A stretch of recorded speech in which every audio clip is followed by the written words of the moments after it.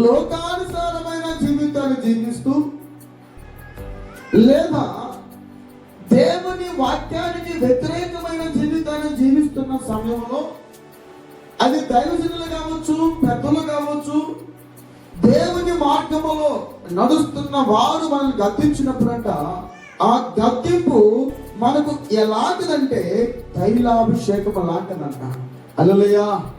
కానీ చాలా మంది బిడ్డలకు, చాలా మంది వ్యక్తులకు గద్దింపు ఏమాత్రం కూడా పనికిరాదు.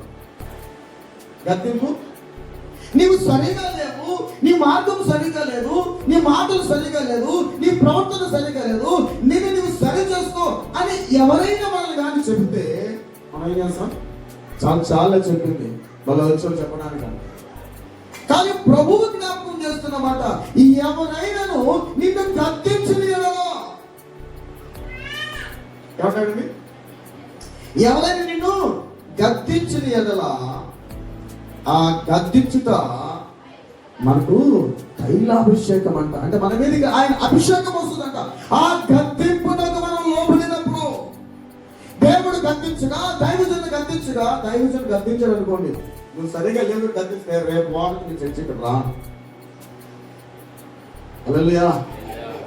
దైవజనుడు ఒక వ్యక్తికి వెళ్ళి నీ మార్గం సరిగా లేదు, నీ ప్రవర్తన సరిగా లేదు, నీ ప్రవర్తన మార్చుగానే ఆ రోజు నుంచి దైవజనుడితో మాట్లాడి కూడా మానేస్తాం. హల్లెలూయా.